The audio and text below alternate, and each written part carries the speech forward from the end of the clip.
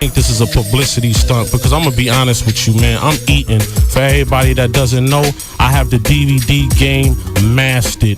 You know what I'm saying? I drop thousands of DVDs and I eat just like I'm probably eating better than a lot of these major artists, but I put my life into Mobb Deep on this new album. I wasn't paid a red cent except 10% off show money that I booked and I set up and flew them all around the world. You know what I'm saying? I got Little John and Nate Dogg on the album by pulling an individual in who I thought was fam. And we got the album going. And at the end of the day, Mobb Deep breaks up. We're going to get to the nitty gritty.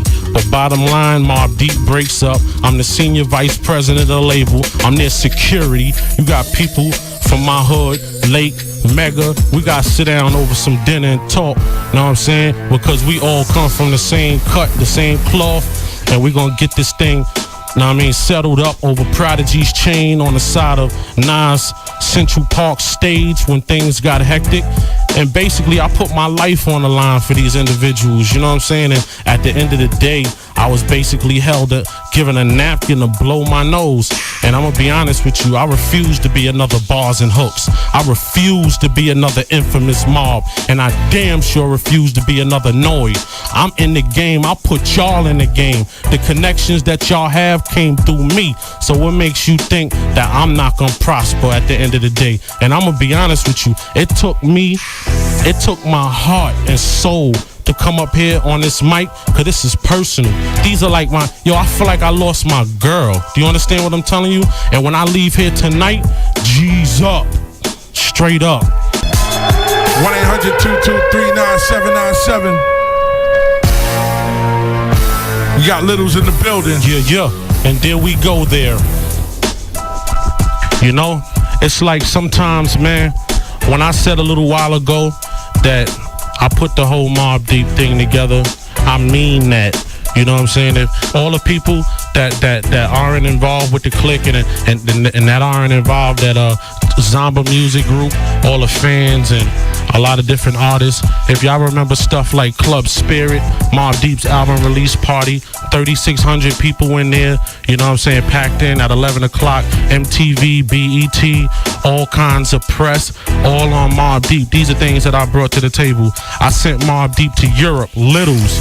And honestly, they could have got the contacts on their own, but them individuals aren't good at talking and coercing with business people. So everywhere we went, Littles pulled out that BlackBerry and laid his verbal game down and let people know that Mobb Deep was back on the market and we were willing to do things that Mobb Deep has never done before. So I sent Mobb Deep to Europe. I had about 8 dates. I made Mobb Deep over $200,000 in 6 days. Ice from Violator, which is Mike Lighty's company, he assisted me with the same amount of dates. Mobb Deep came back home with close to $400,000. You feel me? Now, when I say that, I'm their bookie, so a bookie gets 10%. Am I correct? Yes. I'm their manager, so a manager's supposed to get 20%. Am I correct? Yes. That's 30%. I'm their security. I should get 5%. Senior vice president of the label, another 5%, because I like y'all little niggas. That's 40%. At a 40%, my conversation would be different up here. But I took 10% of everything, knowing that we were in a struggle. We were out for one another. That's what we started out with. I got involved with Mobb Deep when I was in the game doing my thing independently, driving around the countries, selling Littles DVDs out the trunk. I'm the first person to ever do a CD and DVD. And I'm going to be honest with you, the walk that I've walked with them and the talk that I've talked with them, I proved to people like Larry Kahn, Barry Weiss, Chris Lighty, Jeff Sledge, Eric Parler, PR, that I could put it down, and my expertise of being a new individual coming on the block and the ideas that I brought to Mobb Deep, we could get them around the world and sell some records. It was up to Mobb Deep to step up to the mic and step up to the plate and do the 10, 15, 20 things we should have done in different markets. That didn't happen. Mobb Deep on this trip, they have never been this disposable and in reach of DJs like I had them in reach of DJs. They don't want to do freestyles. They don't want to do interviews. I forced it out of them. And you know what? In the beginning, it was the most beautifulest thing, man, because it's always good to sit at a round table with your family. And I'm not even up here to bash P. You know why?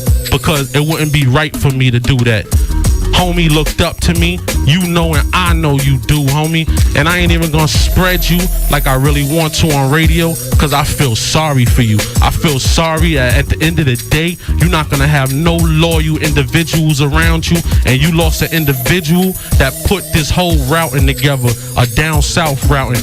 K-Slay, I had them down south.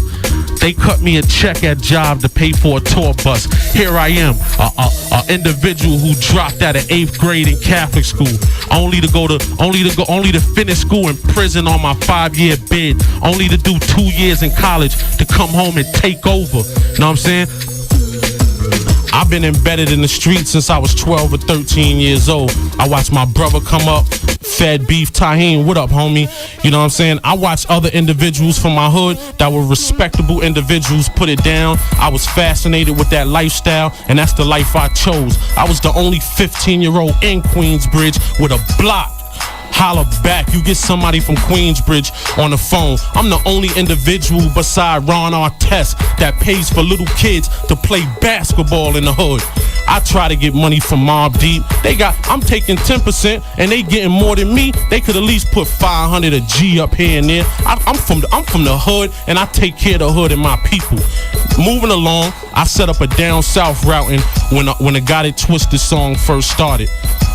We get a tour, but number one, they fired Chris Lighty, which was a big, terrible move. I opt to keep Chris Lighty till the album was over and blown through the roof. Then we part ways respectfully. Prodigy, being so anxious, thinking that he's gonna be the next superstar, wants to fire him. Everything crumbles. I build it back up. Barry Weiss, Larry Kahn, and EP, everyone up there viewed the same visions that I had. That was getting Mobb Deep on the road, doing retail, marketing, and promotions with a tour bus. We got on the road. I sat down. I watched all their BDS spins through years. I watched all of their record sales through the first album to the last album. And listen, I took off Littles. I took off my career as a rapper to sit behind a computer with a button up on and a pair of $300 Pradas or whatever I felt like wearing up there to job, to analyze what units these individuals had moved, what markets they were weak in, from the first album to the Infamy album. I put them in all the different markets they was weak in first. We crossed over the next day to the markets that they were strong in. I sat back, I said, you know what? We doing retail, we doing radio, and we doing walkthroughs through certain spots. We gotta do something different. I sat my man Eric Pollard down. I said, yo, dog, I think that we need to have Mobb Deep perform every night for all of these DJs for free. And in return, let's watch our BDS. So you know what? We started down in Orlando or South Carolina somewhere. That was our first show for free.